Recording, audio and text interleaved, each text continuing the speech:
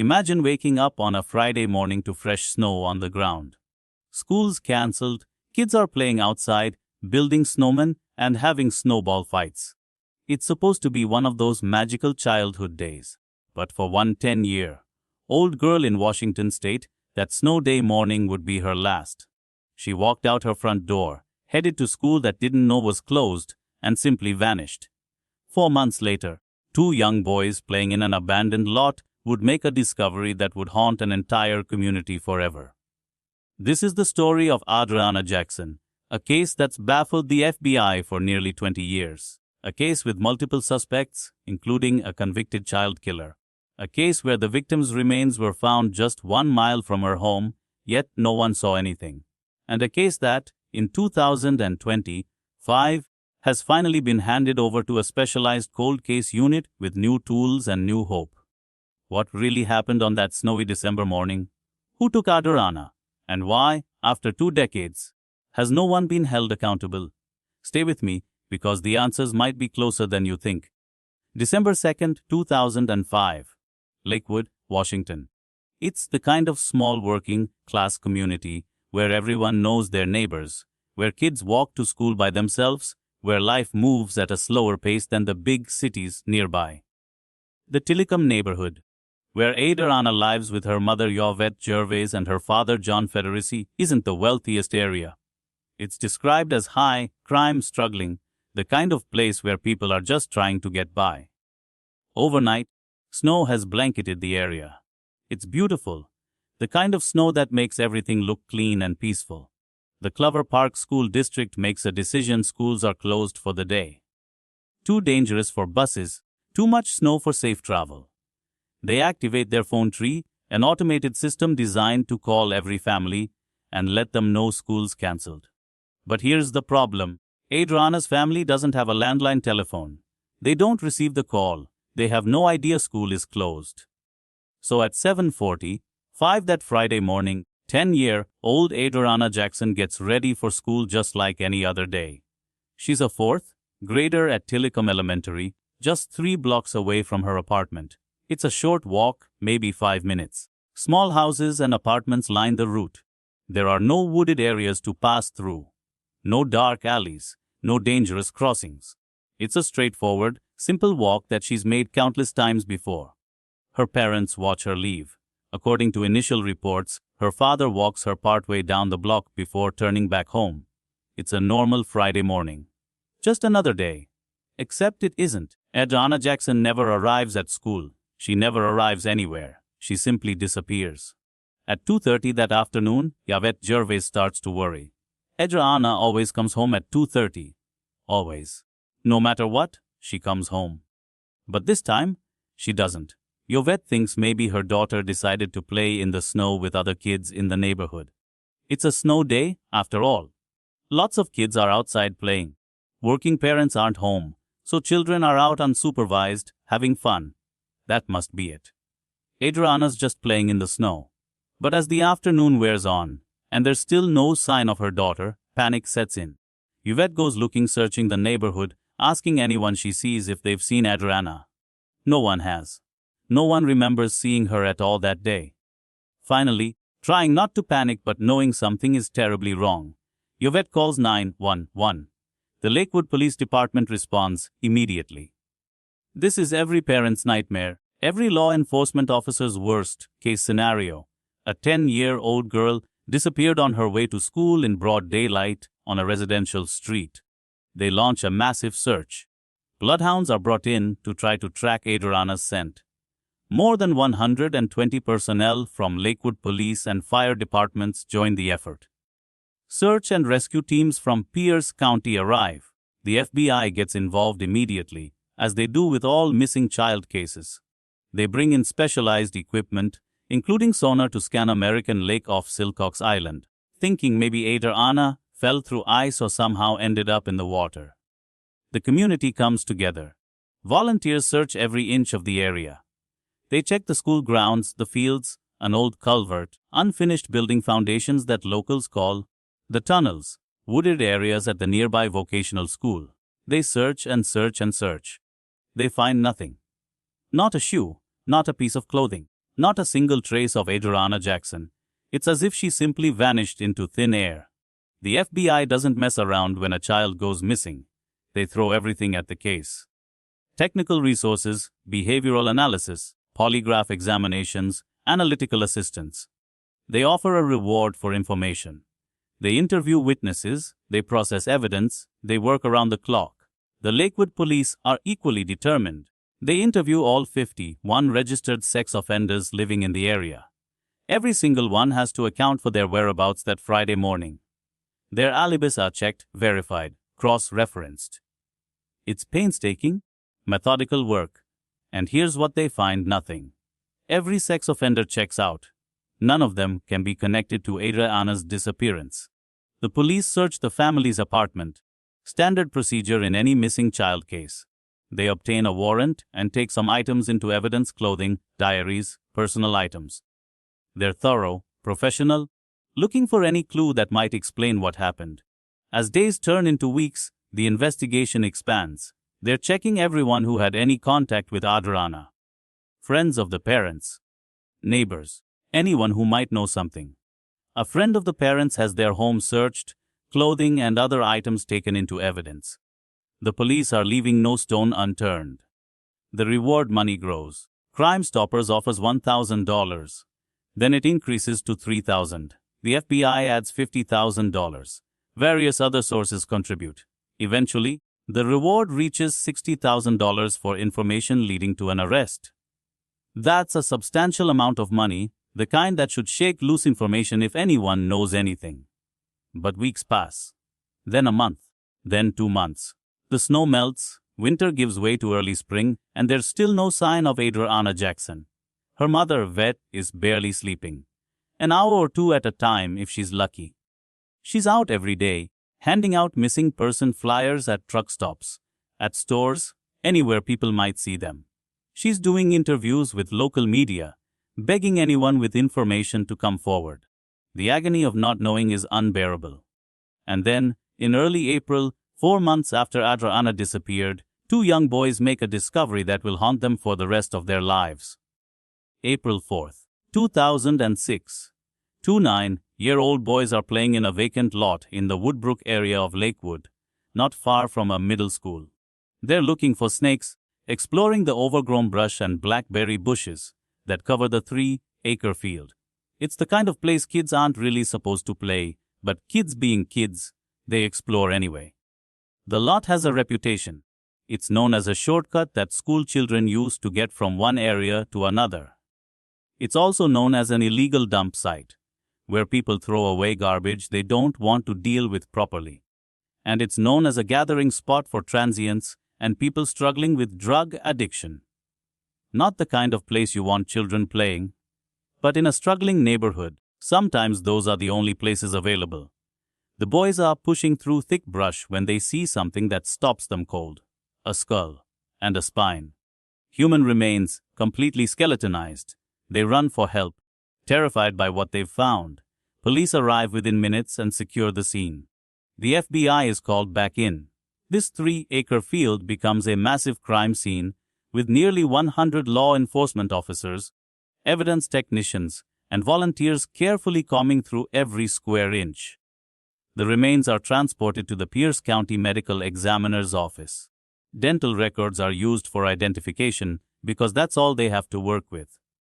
The body has been there so long, exposed to the elements for 4 months, that it's completely skeletonized.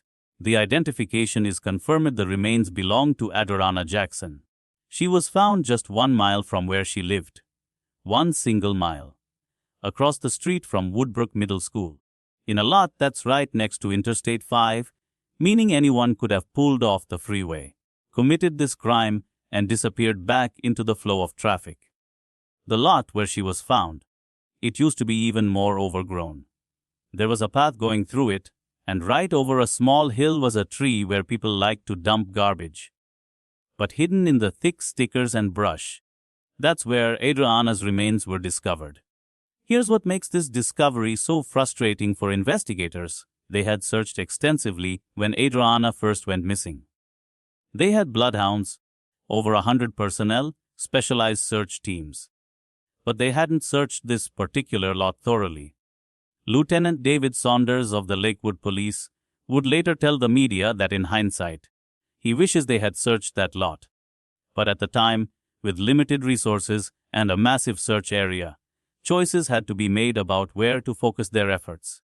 It's one of those terrible what-ifs that will haunt the investigation forever. The condition of the remains presents another massive problem. They cannot determine a cause of death. After 4 months exposed to the elements, decomposition is too advanced. The medical examiner can confirm the remains are Adriana's, but they can't say definitively how she died. Was she murdered? Almost certainly. The circumstances scream foul play. But without a cause of death, the investigation becomes exponentially more difficult. There's no physical evidence pointing to a specific manner of killing. No weapon to trace. No DNA left behind after 4 months of rain, snow, and exposure. No clear crime scene because they don't know where she was actually killed. The vacant lot where she was found might not even be the primary crime scene. She could have been killed elsewhere and her body dumped there. Or she could have been killed on that lot. There's simply no way to know. Lieutenant Chris Lawler, who would work the case for years, explains the problem perfectly. We're right next to Interstate 5. Anybody could have come off the freeway, a predator, there's all sorts of suspects. It could be someone that she knew. Could have been a sex offender living in the area. I mean, there's all sorts of information. If we'd gotten to the body a little bit sooner, we might have gotten some better evidence, and the cause of death and stuff, but unfortunately, that's not how it worked out for us. In the days following the discovery of Adriana's remains, police are desperate for leads. They need to talk to anyone who frequented that vacant lot. Anyone who might have seen something, heard something, noticed something out of place. They learned that the lot was used by transients as a camping spot. Homeless people, people struggling with addiction, would gather there. One name keeps coming up: Spencer Douglas Grant, also known as Spence. He's 44 years old, a transient who frequents that exact area. Police need to talk to him. They put out a public appeal. Spencer Douglas Grant, if you're out there, please come forward. You're not a suspect, but we believe you have information that could help us. You might know about the camp, about people who were there, about activities in that lot around the time Adriana disappeared. They find him and bring him in for questioning. And this is important: Spencer Grant is never charged with anything. He's a person of interest only because he frequented the area. After interviewing him, police have no evidence connecting him to Adriana's death. But the fact that transients were using that lot regularly opens up a troubling possibility. Dozens of people might have had access to that area. Many of them untraceable, many living off the grid. The investigation continues, but leads are scarce. The police are working with almost nothing. No witnesses to the actual abduction. No crime scene evidence. No cause of death. No DNA. No weapon. It's an investigator's nightmare. Then, in July 2007, a year and a half after Adriana's body was found, something significant happens. It doesn't happen in Lakewood. It happens in Tacoma, about 15 minutes away. On July 4th, Independence Day, 12-year-old Zena Linick is celebrating with her family at a fireworks event near their home. Around 10:30 at night, she goes to get something from the family's apartment. She's last seen by witnesses walking through the parking lot, and then she's gone.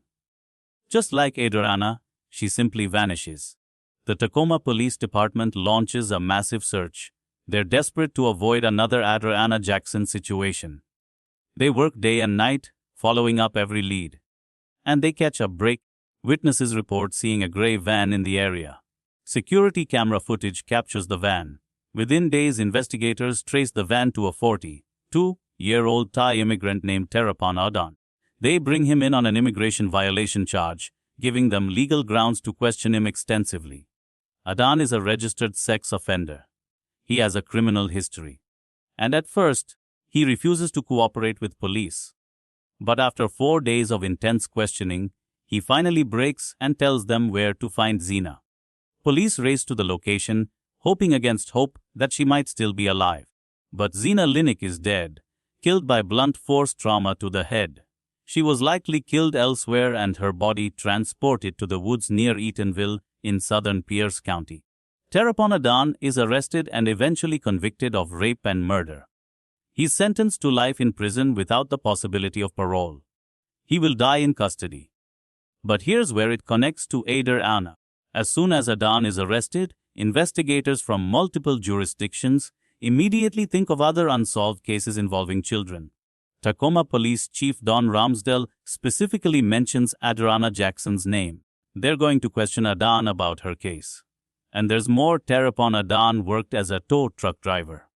On December 2, 2005, the day Adriana disappeared, he had no tows on record. He cannot account for his whereabouts. He has no alibi. In 2007, police obtain a search warrant for Adan's former home. They're looking for any evidence that might connect him to Adriana's disappearance and death. They search thoroughly, taking items into evidence, processing everything they find. But whatever they found, or didn't find, has never been made public. The Lakewood police have never announced whether Adan was definitively ruled out as a suspect or whether he remains a person of interest. That silence is telling. It suggests either they found nothing conclusive or they found something but not enough to charge him. Terapon Adan, the convicted child killer, remains a shadowy figure in Adriana's case. Did he kill her? Does he know who did? Or is the connection just geographic coincidence, two tragic cases in the same general area? We may never know. Adan has never been forthcoming about any crimes he isn't already convicted of. Years continue to pass. Adriana's case appears on the FBI's most wanted list for unsolved crimes from 2005 through 2019. Her mother Yvette continues to speak out, continues to plead for information, continues to hope that someday, somehow someone will come forward with the truth. In 2015, 10 years after Adriana's death, something disturbing happens in the same area. A 12-year-old boy named Cale Fendley is approached by an older man near Woodbrook Middle School, the same school that's across the street from where Adriana's body was found. The man tries to lure Cale to his car. The brave young boy refuses and runs to the school to report it. Within hours, another luring attempt is reported just down the road.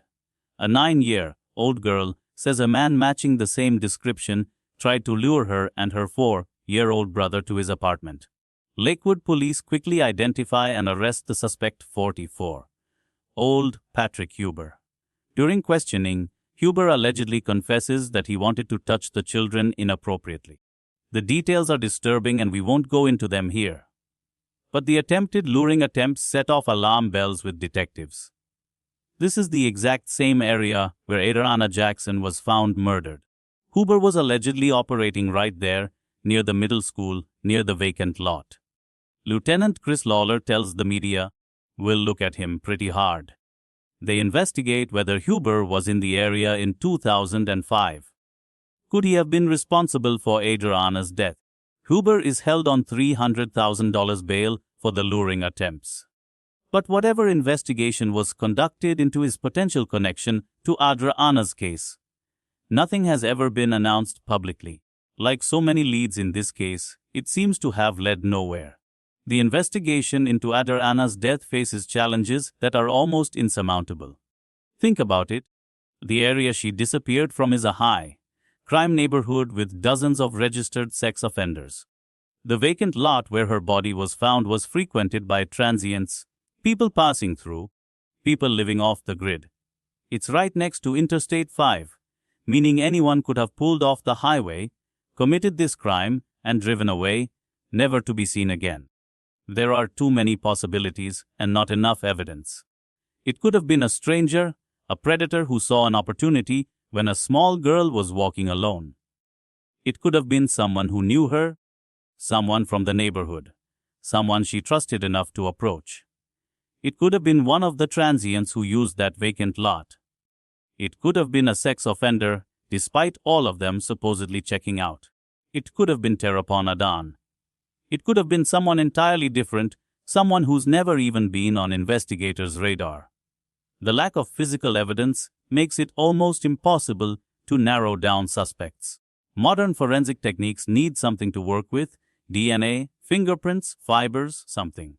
But after 4 months in the elements, there was nothing left to test.